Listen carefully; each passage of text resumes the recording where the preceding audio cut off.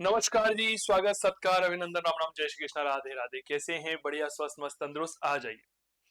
कई सारे विद्यार्थी कह रहे थे कि सर आपके नोट्स जो हैं वह हमें चाहिए, लेकिन हम उसका एक बार डेमो देखना चाहते हैं। तो चलिए, आज मैं अब तक दूसरों की किताबों का रिव्यू करता आया हूं, आज मैं खुद के नोट्स का रिव्यू कर रहा हूं। आप सबकी बेहद मांग पर पूरी तरह से अपडेटेड है। पहली बात तो ये मैं बता दूं, यानी कि कोई भी जो है तथ्य वह पुराना नहीं है, और मेरी आदत में भी नहीं है कि मैं आपको 5 साल 6 साल पुराना कोई कोर्स बेचूं बिना किसी अपडेशन के। वो मेरे यहाँ नहीं होता है। स्कूल व्याख्याता इतिहास विषय के लिए चंदू सर की जो है पूरी तरह से वह नोट्स मैं आपको यहाँ पर दे रहा हूं। तो चलिए एक बार इनका रिव्यू देखते हैं। सबसे पहले तो मेरे प्यारे साथियों, रिव्यू देखने के पहले मैं आपको बता देता हूँ, इस तरह से हमारे रजिस्टर आते हैं। जैसे ये विश्व इतिहास का रजिस्टर है, ठीक है। फिर इसके बाद ये मध्यकाल के हैं, पूरी तरह से नए हैं, ये बात ध्यान रखिएगा। मध्यकाल के बाद ये रजिस्टर आते हैं आधुनिक भारत के, ये हमारे प्राचीन भारत के हैं, ठीक है। और इसके बाद मैं आपको इस तरह से हमारे राजस्थान इतिहास की जो किताब है ये बिल्कुल आपके निःशुल्क रहने वाली है, ठीक है।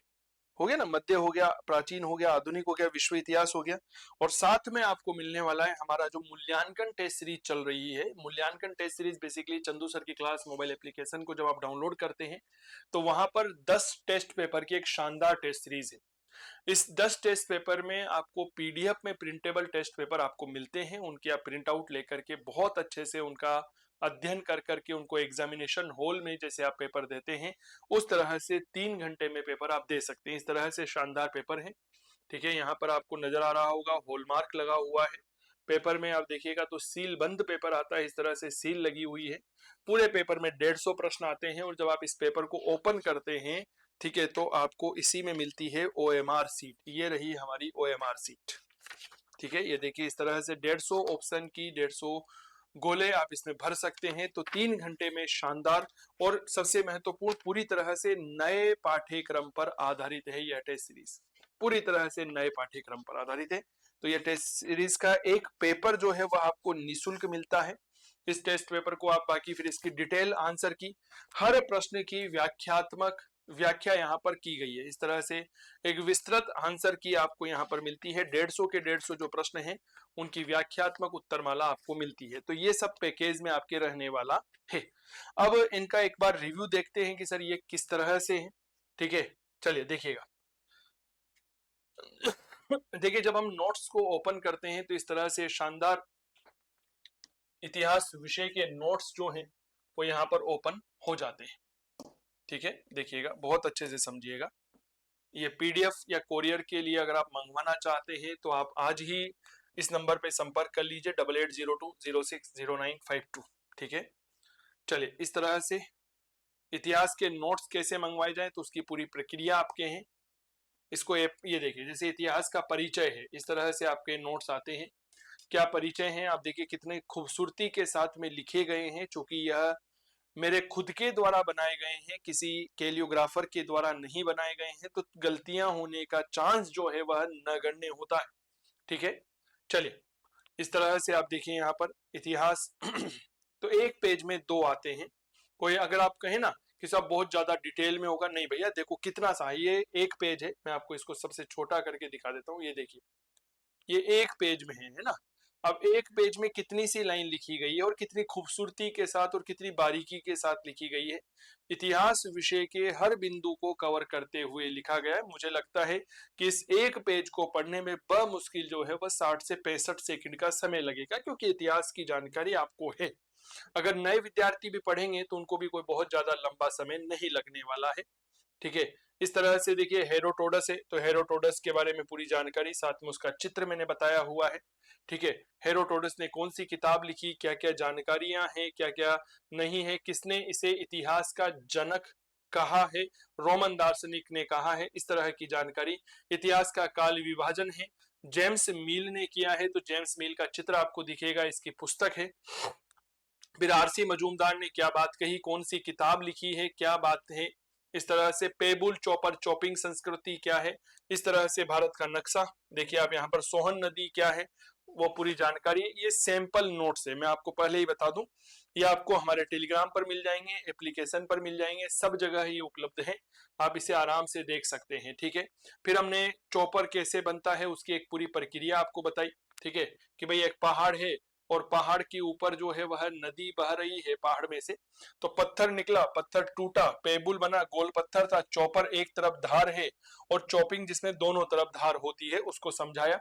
तो पूरे नोट्स बहुत ज्यादा हेवी कंटेंट नहीं है। ये हेवी कंटेंट का मतलब कि घिसपिस टाइप के नोट्स नहीं है, बिल्कुल सिस्टमेटिक तरीके से चित्रों के माध्यम से, मानचित्रों के माध्यम से, फ्लो चार्ट के माध्यम से, डायग्राम के माध्यम से, इमेजेस के माध्यम से, इस तरह से इनको बनाया गया है ताकि समझना बेहद आसान रहे। मैं ये देखिए कुछ महत्वपूर्ण स्थल मिडिल पैलियोलिथिक एज के, ये उच्च पुरापाषाण काल, तो इसमें मैंने बताया कि इस तरह से बर्फ थी, वह जमीन को ढकी हुई थी, सूरज आया, जलवायु परिवर्तन हुआ, बर्फ पिघलने लगी, तो हड्डी के उपकरण यहाँ पर देखने को मिले। ये देखिए चालकोलिथिक एज का प्रसार कहां पर है, भारत का नक्शा, तो राजस्थान, गुजरात, महाराष्ट्र, मध्य प्रदेश। देखिए कितना सरल तरीके से बताया गया है। ठीक है ना, जिंदगी में ऐसे नोट्स जो हैं वो बहुत अच्छे होते हैं, हमारी सफलता में बहुत कारगर सिद्ध होते हैं। गणेश्वर सभ्यता के 3 स्तर देखें, देखिए यहाँ पर समझिए। मैंने फिर वहां पर तुलना की कि मनुष्य जो है वो पाषाण काल में गुफा में रहता था, फिर नवपाषाण काल में ग्राम में रहने लगा, ताम्र पाषाण काल में भव्य घरों में वह आ गया था, धार्मिक क्रियाएं करने लगा था। ठीक है, फिर प्लिनी जो है वह नेचुरल हिस्ट्री का कहता है कि भारत और इटली के व्यापारिक संबंधों की जानकारी यहाँ पर मिलती है। कॉस्मस इंडो स्टेज है, ग्रीक या यूनानी संता, इसकी रचना क्या है, ये बात थोड़ा सा ध्यान रखिएगा। चीनी यात्री, इन्होंने क्या क्या किताबें लिखी है वो सब जानकारियां हैं। स्वदेशी उत्पत्ति का सिद्धांत है, आर्यों ने ही सिंधु घाटी सभ्यता का, ये सैंपल नोट्स है इसीलिए आपको थोड़ा सा लग रहा होगा। देखिए क्या क्या खंडन करने वाले लोग क्या क्या हैं, कि साहब इस मत का खंडन किसने किया, क्या क्या अभिप्राय है, सिंधु घाटी सभ्यता में शवाधान की पद्धति किस तरह से थी। देखिए इस तरह के जब नोट्स हमारे पास होते हैं तो काफी अच्छा लगता है। चित्रों को मैंने बताया है आप लोगों को कि हड़प्पा में लकड़ी का ताबूत, कालीगंगा में अंडाकार कब्र, 57 कब्रें जो है वो हड़प्पा से मिली है। ठीक है, मोहनजोदड़ो देखिए इस तरह से पूरा पढ़ाया है, स्थिति क्या है, उपनाम क्या है, खोज क्या है, उत्खनन मेरी खुद की राइटिंग में। अब देखिए बेसिकली क्या होता है ना कि मोहनजोदड़ो को जब हम पढ़ते हैं तो उसकी इमारतों को एक साथ नहीं पढ़ करके अलग अलग पढ़ते हैं, तो पूरा कंफ्यूजन की स्थिति आ जाती है। अब मोहनजोदड़ो को पढ़ा तो उसकी इमारत एक साथ है, ग्रेट बात है। ठीक है, एक मोहनजोदड़ो का टीला है, मैंने विशाल स्नानागार बताया तो पूरी जानकारी दे दी कि पकी हुई ईंटों से निर्मित है, डामर लगाकर बनाया गया, वाटर प्रूफ है, बिटुमिनस का उपयोग किया गया। आर डी बनर्जी ने खोजा था, लंबाई इतनी है, चौड़ाई है, गहराई है। जॉन मार्शल ने तात्कालीन समय का आश्चर्य कहा है। ऐसी मान्यता है कि इसका उपयोग धार्मिक कार्यों के लिए किया जाता था। अब बताओ यार कितना गजब का है ना कंटेंट। फिर इसके बाद इमारतों के एक साथ ले लिया, अन्नागार ले लिया, सड़क ले ली, कुषाण काल का स्तूप हो गया, पुरोहित का भवन हो गया, सभा भवन हो गया। कब्रिस्तान नहीं मिला, क्यों नहीं मिला, तो अनुमान लगाया कि साहब दाह संस्कार यहाँ पर होता था। कुम्हारों के भट्टे, तो कुम्हार की बस्तियां मिली। प्रत्येक मकान में कुआं, स्नानागार, ढकी हुई नालियां, रसोई घर, श्रमिक आवास मिले हैं। फिर मैंने मूर्तियों को बताया, तो ऐसा नहीं है कि बना करके छोड़ दिया। ठीक है,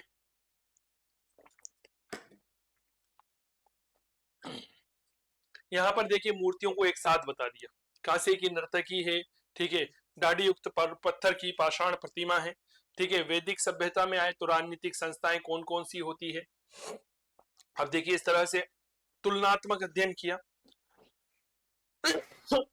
केपी जायसवाल की किताब यहाँ पर लिखना मुझे आवश्यक लगे तो हिंदू पॉलिटी लिख दी। ठीक है, इस तरह से वेद क्या होते हैं आप देखिए, वेदों के उपनाम है ना, इस तरह से। तो ये तो प्राचीन भारत, जैसे विवाह के प्रकार मैंने आपको बता दिए। ठीक है, जैन धर्म के बारे में बताया, अर्थ क्या होता है, अन्य नाम क्या है, यहाँ पर क्या जैन धर्म वैदिक कालीन है, एक प्रश्न के रूप पर पढ़ा दिया। फिर 24 तीर्थंकरों के बारे में, तीर्थंकर उनके प्रतीक चिन्ह बताएं। जैसे गौतमेश्वर बाहुबली की प्रतिमा है तो उसके बारे में बताया। ठीक है, बौद्ध धर्म के बारे में हमने आपको यहाँ पर बताया, गौतम बुद्ध के चित्रों के माध्यम से। ये कैंटोन अभिलेख है चीन का, उसका फोटो बताया, इससे पता चलता है कि साहब गौतम बुद्ध का पहला उल्लेख इसी में मिलता है। ठीक है, बौद्ध संगीति के बारे में इसकी जानकारी दी, द्वितीय बौद्ध संगीति। ठीक है, नोट्स इस तरह से मंगवाए जा सकते हैं, इस पर भी चर्चा करूंगा। इसके बाद शैव धर्म के बारे में मैंने आपको बताया, शिव के बारे में बताया, पहला उल्लेख श्वेताश्व उपनिषद, इतिहास क्या कहता है। ठीक है, अब बताओ तो भाई साहब एक तरीका होता है पढ़ाने का। राज्य निर्माण और शहरीकरण बिल्कुल नया टॉपिक है। महाजनपद, मगध साम्राज्य, विदेशी आक्रमण, ठीक है, ये महाजनपद काल वाला अध्याय हो गया। हर्यक राजवंश, बिंबिसार, ठीक है, ये देखिए कालक्रम के आधार पर उधर साइड में कुछ शॉर्ट नोट्स बना दिए, बहुत आसानी से याद किए जा सकते हैं। मौर्य साम्राज्य में देखो इस तरह से पता चलता है कि क्या क्या पढ़ते हैं। परिचय देखिए, ठीक है, लघु शिलालेख अशोक के, ये देखिए इस तरह से कहां कहां से प्राप्त हुए। ये तो सैंपल है ना, इसलिए थोड़ा सा मैटर जो है वह सीमित मैं आपको यहाँ पर दिखा रहा हूं। इसके बाद सुंग वंश को देखिएगा, सुंग वंश के नोट्स देखिए कहां कहां कर पुष्यमित्र सुंग का शासन था, सुंगकालीन भारत। एक मानचित्र के माध्यम से बताया तो चीजें अपने आप आसान हो जाती। इसकी धार्मिक सहिष्णुता की नीति क्या थी, ठीक है। 5 शाखाएं, ये देखिए इस तरह से कि काबुल, तक्षशिला आदि, रुद्रदामन, शकों के बारे में जानकारी, जूनागढ़ शिलालेख मैंने बताया, गुप्तों का मूल निवास स्थान क्या था, ये देखिए क्या क्या मत है, आधार मैंने बताया, प्रमुख गुप्त शासकों के बारे में परिचर्चाओं को हमने आगे बढ़ाया। देखिए चित्रों का और मानचित्रों का प्रयोग, चांडालों की स्थिति कैसी थी प्रायद्वीपीय भारत, इस तरह से मानचित्रों का प्रयोग किया गया। संगम काल के राजवंश, ईमानदारी से बताइए कैसे लगे आपको ये सब, ठीक है। चलिए जैसे उदयन जेरल, ये देखिए साहब ये रेंडमली फोटो लिए गए हैं, ऐसा कुछ भी नहीं है कि हाँ भाई यही फोटो दिखाएंगे। ये राजेंद्र चोल का साम्राज्य देखिए इस तरह से इसने पूरा जीता था, बहुत आसानी से चीजें समझ में आ जाती है, ठीक है। ये देखिए तो खुद ने बनाए हुए हैं, किसी दूसरे व्यक्ति की सहायता से नहीं बने हुए हैं, इसलिए चीजें बहुत अच्छी लगती है, ये बात ध्यान रखिएगा, और चीजें सरल हो जाती है। वृहत्तर भारत पूरा एक मानचित्र के माध्यम से बताया गया कि साहब वृहत्तर भारत जो है वो कहां पर था, ये देखिए किसने संकल्पना दी थी वो भी मैंने बताया आप लोगों को, ठीक है। और किस तरह से ये प्राचीन भारतीय दर्शन है ना, ये देखो मध्यकाल के स्रोत आप देखिए इस तरह से मैंने बताए हैं यहाँ पर, ठीक है, क्या क्या चीजें हैं हमें देखने को मिलती है। सल्तनत काल के बारे में पढ़ा, ठीक है। गुलाम राजवंश है यहाँ पर, इलवरी वंश या हम जो भी कहते हैं, इसे मामलुक वंश कहते हैं, है ना, इसे गुलाम राजवंश कहते हैं। मामलुक का अर्थ क्या होता है, गुलाम राजवंश में 3 राजवंश हुए हैं। खिलजी राजवंश है, खिलजी कौन थे, ये देखिए खिलजी कौन थे, तो पूरा का पूरा एक डायग्राम के साथ बताया, है ना। मेरा कोर्स भी अगर आप देखते हैं ना, बहुत से विद्यार्थी कहते हैं कि सर 2 महीने का ही समय बचा है, अब हम क्या करें। अरे मेरे प्यारे साथियों, कम से कम 2 महीने का समय तो है ना, नहीं करने से अच्छा है कुछ करना। जब व्यक्ति की तबीयत खराब होती है ना और उसका जीवन बचाना हो तो डॉक्टर के लिए एक एक सेकंड इंपॉर्टेंट हो जाता है। और आप, मैं बात करता हूँ, विद्यार्थी कहते हैं जी सर 2 महीने का ही समय बचा है, अब क्या करेंगे कोर्स लेकर। लेना नहीं लेना आपकी इच्छा के ऊपर निर्भर करता है, समय जो है वो बदल चुका है। अगर 2 महीने नहीं पढ़ करके पेपर दोगे तो होना वही है जो आपको पता है, हम भीड़ में शामिल है। लेकिन अगर कुछ पढ़ करके पेपर दोगे तो हो सकता है कि किस्मत हमारा साथ दे, और जब किस्मत साथ देती है तो मेरे दोस्त फिर कुछ भी हो सकता है, ये बात हमेशा याद रखिएगा। क्या ये बात क्लियर हो गई? जब किस्मत साथ देती है ना तो कुछ भी हो सकता है, तो कुछ नहीं करने से अच्छा है कुछ करना। और राजस्थान में इतिहास विषय में जो स्कूल व्याख्याता की 1800 पद खाली है, और सरकार का एक उद्देश्य भी है कि साहब हम लगातार जो है वो भर्तियां निकालेंगे, ठीक है। तो ये चीजें कभी पुरानी तो होती नहीं है ना। तो मानसिकता से, और मैं बेसिकली राजस्थान में मैंने अभी प्रहार नाम से एक बैच चलाया था, राजस्थान की एकमात्र लाइव बैच था, बाकी सब पुराना देते हैं, मैंने लाइव बैच आप लोगों के लिए रखा। आगे भी इस तरह के बैचेज रहेंगे। 5 साल पुराना कोर्स मुझे नहीं देता हूँ साहब, उतना ही पढ़ाता हूँ जितना एक विद्यार्थी की आवश्यकता होती है। समझ में आ गई क्या? सीधी मेहनत की बात करते हैं, सफलता की बात करते हैं। मैं वो भारी भरकम बहुत मोटे मोटे रजिस्टर नहीं देता हूँ सब। ये देखिए केवल इतने से नोट्स हैं, आप देखिए कोई बहुत बड़ा बंडल नहीं है, मुश्किल से मुश्किल 4.5 किलो वजन होता है इनमें, जिनमें भी अगर आप राजस्थान के इतिहास की किताब निकाल देते हो 750 ग्राम की, तो लगभग 4 किलो का वजन होता है सर। आप देखिए, है ना। पढ़ना बहुत आसान है, नोट्स देखेंगे आप जब लेंगे तो आपको पता चलेगा कि हाँ पूरे नोट्स को 7 दिन में पूरी तरह से रिवाइज किया जा सकता है, और परीक्षा तक तो आप इन्हें जो है ज्यादा भी नहीं तो लगभग 5 से 7 बार रिवाइज कर लेंगे, ये मैं आपको विश्वास दिलाता हूँ, ठीक है। तो ये देखिए अलाउद्दीन के सैनिक सुधार क्या क्या थे, देखिए आप, मुबारक शाह खिलजी के बारे में बताया, मोहम्मद बिन तुगलक का राजत्व का सिद्धांत। अब देखो इसमें सब चीजें क्लियर हो गई, पहले तो समझा दिया बोर्ड पर, ठीक है, और बोर्ड पर समझाने के बाद में उसकी जानकारी आपको दे दी। देखिए फिर तैमूर लंग के बारे में बताया, भाई साहब इंपॉर्टेंट है। तैमूर का भारत आक्रमण क्या था, इसके बाद क्या घटना घटित हुई, ठीक है। सब प्रशासन को देखिए इस तरह से पढ़ाया जाता है, ये प्रशासनिक विभाजन है, चीजें अपने आप ही आसान हो जाती है यार। ये सल्तनत के कुछ अधिकारियों की सूचना हमने आपको दी। फिर भक्ति आंदोलन के बारे में बात करी, ठीक है। ये देखिए भक्ति आंदोलन के संत जो है जैसे शंकराचार्य है तो उनका चित्र मैंने बना रखा है, ठीक है। ये सूफी आंदोलन में हम आ गए। विजयनगर साम्राज्य, ये देखो इस तरह से चीजें मानचित्र के माध्यम से है अपना आप अच्छा लगने लगता है। बुक्का प्रथम, फिर कृष्ण देवराय, देखिए आप विजयनगर की न्याय व्यवस्था, पुलिस व्यवस्था, सैन्य राजस्व व्यवस्था, ठीक है। ये स्थानीय प्रांतीय राजवंश है। संपर्क सूत्र मैंने आपको बता ही रखा है, 8802060952 है। मुगल शब्द का अर्थ क्या होता है मैंने आपको वो भी बताया। स्थापना के क्या क्या कारण थे, मैं ऐसे नहीं पढ़ा था कि मुगल काल शुरू कर दिया लिखो जी बाबर ना, पहले मूल बातों को समझिए तब जाकर के काम चलेगा, ठीक है। देखिए ये अकबर की प्रारंभिक राजनीति हो गई। पानीपत का द्वितीय युद्ध हो गया। पानीपत के द्वितीय युद्ध के बारे में इतिहासकार आरपी त्रिपाठी क्या कह रहे हैं कि पानीपत के द्वितीय युद्ध में हेमू की पराजय एक दुर्घटना थी जबकि अकबर की विजय एक दैवीय संयोग थी। ये देखिए धर्म संसद है ना, अकबर के दरबार में कुछ लोग, अब जैसे अबुल फजल है, अबुल फजल ने अकबरनामा लिखा, अकबरनामा के कुल 3 भाग, तीसरा भाग आईन अकबरी, आईन अकबरी को 5 भागों में बांटा। तो इस तरह से मैंने उसका बताया कि देखो पहला भाग जो है वह क्या कहलाता है, मंजिल आबादी, द्वितीय सिपह आबादी, तीसरा मुल्क आबादी, चौथे का नाम और पांचवे का नाम नहीं है। तो इस तरह से चीजें अपने आप आसान हो जाती है, ठीक है। जहांगीर की राजनीति के बारे में हमने परिचर्चा करी, ठीक है, ये बात याद रखना। फिर जैसे कंधार वाला मामला आया तो एक साथ ही मैंने कंधार बता दिया कि क्या है, कब कब किस मुगल बादशाह के हाथ में रहा, कब निकल गया। फिर जहांगीर का आर्किटेक्चर, तो आर्किटेक्चर ऐसा नहीं है कि केवल पढ़ा दिया, अकबर का मकबरा है तो भैया फोटो बताया है। अब देखिए जैसे एतमादुद्दौला का मकबरा है, इसमें हम पित्रा ड्यूरा शैली पढ़ते हैं, लेकिन केवल और केवल लिख करके पतली गली से निकल जाना उद्देश्य नहीं होना चाहिए। पित्रा ड्यूरा शैली क्या होती है वो देखो मैंने पूरा बताया। ये मकबरा, फिर इसके अंदर गए, फिर एक फोटो निकाला तो पता चला कि संगमरमर की खुदाई कटाई करके उसमें रंगीन पत्थरों को जड़ना, अलंकृत करना है। ये बात याद रखना। कहाँ की शैली थी, ईरानी शैली थी, ईरान को फारस कहा जाता था। कंसेप्ट अपने आप क्लियर हो गया। शाहजहां का आर्किटेक्ट स्थापत्य साहित्य की बात है। औरंगजेब की दक्षिण नीति है, पूरी तरह से समझाया। पुरंदर की संधि, ठीक है, ये बात थोड़ा सा ध्यान रखिएगा। फिर मुगलों का प्रशासन है, देखिए आप यहाँ पर वजीर है, तो वजीर के संदर्भ में कौन कौन सा किसका वजीर रहा। शिवाजी के प्रशासन के बारे में बात करी। अष्टप्रधान कौन था, पहला कौन था, है ना, कौन से भी पद पर, तो उसके बारे में परिचर्चा करी, ठीक है। ये देखिए 4 प्रांत है ना, तो चारों को मानचित्र के माध्यम से समझाए। अब देखो कितना खूबसूरत लग रहा है, कभी विद्यार्थी भूल ही नहीं पाएगा, है ना। राइटिंग अच्छी है, समझने में आने योग्य है।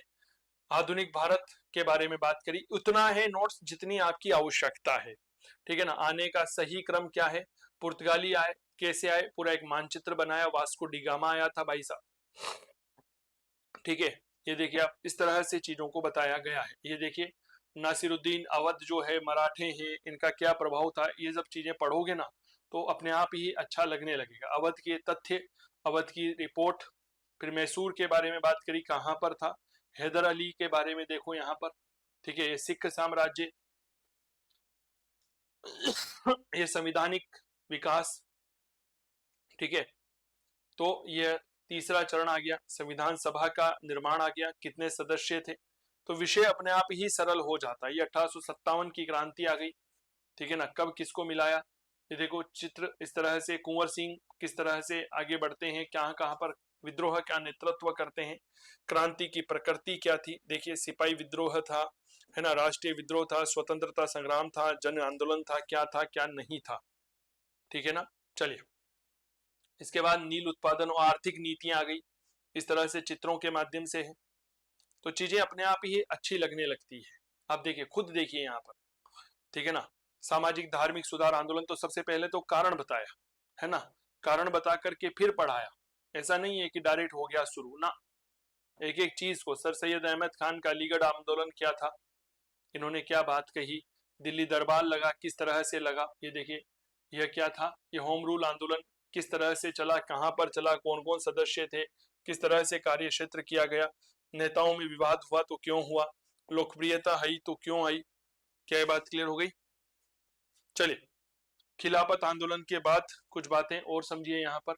ये देखिए अली बंधुओं की बात हमने यहाँ पर की, ठीक है। असहयोग आंदोलन, नेहरू रिपोर्ट, नेहरू रिपोर्ट में कौन कौन से सदस्य थे, अगस्त प्रस्ताव, ठीक है, माउंटबेटन योजना,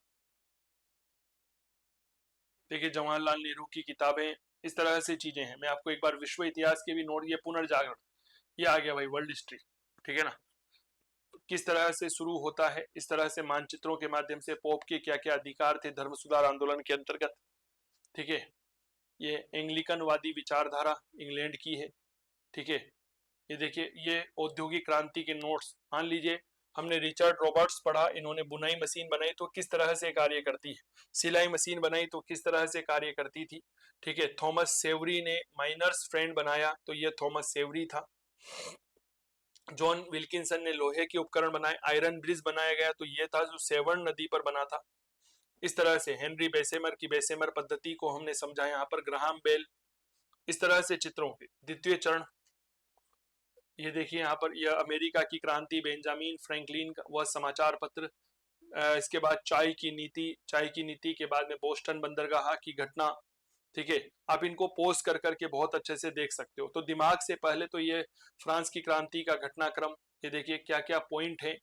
अब देखो मान लीजिए फ्रांस की क्रांति का घटनाक्रम पढ़ रहे हैं ना, राष्ट्रीय सभा पढ़ा, समय बताया, इसके 3 बिंदु है, ठीक है। पहला राष्ट्रीय राजा और राष्ट्रीय सभा के मध्य विवाद, प्रशासनिक सुधार, नया संविधान। फिर इसमें पहला बिंदु जो है राजा और राष्ट्रीय सभा के बीच विवाद, इसकी तारीख तक बता रखी है। अब बताइए, हाँ कितना अच्छा से एक तरह से सुव्यवस्थित तरीके से फिर नेपोलियन का राज्याभिषेक होता है तो चित्रों के माध्यम से बातें बताई मैंने आप लोगों को, ठीक है। तो ये इस तरह से आपको ये कंप्लीट नोट्स मिलने वाले हैं। और मैं फिर कह रहा हूं, अगर आपको ऐसा लग रहा है कि केवल 2 महीने का समय है, हम कुछ नहीं कर सकते हैं, तो शायद आप गलत सोच रहे हैं, ठीक है। ये यंग प्लान है, प्रथम विश्व युद्ध के बाद में किस तरह से बताया गया था, ठीक है। जैसे लाइन बनाई गई, मेजिनो लाइन, सिगफ्रेड लाइन क्या थी, किस तरह से बनाया गया। ये पोट्सडम घोषणा है, ठीक है। ये देखिए परमाणु बम है, राष्ट्रसंघ के जो मुकदमे हैं वह सुलझा लिए गए थे, जो नहीं सुलझा पाए याल्टा सम्मेलन, ये देखिए सैन फ्रांसिस्को सम्मेलन बताया मैंने आप लोगों के, ठीक है। प्रन्यास या न्यास परिषद क्या होती है, चीन की क्रांति में चीन का इतिहास पहले मानचित्र के माध्यम से देखेंगे, फिर चीन में यूरोपियन का आगमन होता है, ठीक है, सन्यास सेन और ये सब चीजें। चलिए, कंप्लीट नोट्स जो है वह नए पाठ्यक्रम के आधार पर आपको मिलने वाले। अब आप इन नोट्स को कैसे मंगवा सकते हैं वो मैं आपको बता देता हूँ। उम्मीद करता हूँ चीजें आपको अच्छी लगी होगी, ठीक है। अब देखिए कोई बहुत लंबे चौड़े नहीं है, कहते हैं ना कम चीजों में से अगर बहुत अच्छे प्रश्न मिल जाते हैं। जैसे पिछली बार जब नोट्स मैंने बनाए थे ना, और विद्यार्थियों ने जब कोर्स भी लिया था, तो 419 क्लासें थी मेरी उस समय, 419 में से 98 सवाल सीधे नोट्स में से मिले थे। इस बार अपना टारगेट रहेगा कि लगभग लगभग 500 सवा 500 क्लासों में से जो है वह 100+ क्वेश्चन का टारगेट रहने वाला है इस बार, ठीक है। बहुत ज्यादा का वादा मैं नहीं करता हूँ। 1200-1500 क्लास लेने के बाद अगर 110 सवाल मिलते हैं तो उससे बढ़िया मानता हूँ कि अगर 500 क्लास लेने के बाद 100+ सवाल आपके मिल जाते हैं तो, है ना। ये देखिए सर, अगर आप नोट्स मंगवाना चाहते हैं, अभी नवरात्रा का ऑफर चल रहा है, हार्ड कॉपी में नोट्स मंगवाने के लिए आपको क्या करना होगा कि 2499 है आपकी इसकी प्राइस। इसको इस नंबर पे 8802060952, ये आपकी स्क्रीन के ऊपर भी चल रहे हैं, चंदू जैन नाम आएगा, इस नंबर पर फोन पे या पेटीएम कर सकते हैं। इसका स्क्रीनशॉट और अपना पूरा पता इस नंबर पर भेजिए। इसके बाद नोट्स आपको डाक या कोरियर के माध्यम से भेज दिए जाएंगे। 5 से 6 दिन का समय जो है वह आपको लगेगा। और अभी इस समय चंदू सर की क्लास मोबाइल एप्लीकेशन पर पूरी तरह से नवरात्रि का ऑफर भी चल रहा है। विशेष छूट है 29 मार्च तक, जिसके अंतर्गत सभी कोर्सेज पर जो है वो 50% तक की छूट दी जा रही है। अगर आप नोट्स लेते हैं तो वहीं पर ई बुक्स वाला सेक्शन आपको मिलेगा, वहां पर आप ले सकते हैं। लाइव बैच है प्रहार नाम से, रिकॉर्डेड है विरासत, और फाउंडेशन बैच है अर्जुन बैच। तो इनका लाभ आप यहाँ पर ले सकते हैं। मेरे प्यारे साथियों, एक बात दिल और दिमाग से निकाल दीजिए कि 2 महीने का ही समय बचा है, अब क्या करें। इसका मतलब आपने पहले ही हार मान ली है और आप घुटने टेक चुके हैं, है ना, कि हाँ अब हम कुछ नहीं कर सकते। आगे बढ़ने के लिए सफलता को सुनिश्चित करना पड़ेगा, मेहनत करनी पड़ेगी। और कहते हैं ना साहब कि 1 महीने में भी सफलता को प्राप्त किया जा सकता है अगर शानदार रणनीति के साथ बेहतरीन तैयारी करें तो अगर नोट्स पसंद आए हैं तो आप डायरेक्ट चंदू सर की क्लास मोबाइल एप्लीकेशन से भी इन्हें ले सकते हैं। और मेरे प्यारे साथियों, अगर आप चाहते हैं डायरेक्ट लेना तो मैंने आपको मेरे स्क्रीन पर नंबर है, इस नंबर पर भी बात करके मंगवा सकते हैं। बहुत बहुत धन्यवाद। जय हिंद, जय भारत। स्वस्थ रहें, मस्त रहें, तंदुरुस्त रहें, और उम्मीद करता हूं आप अच्छे से समझ गए होंगे जो मैं कहना चाहता हूं। धन्यवाद।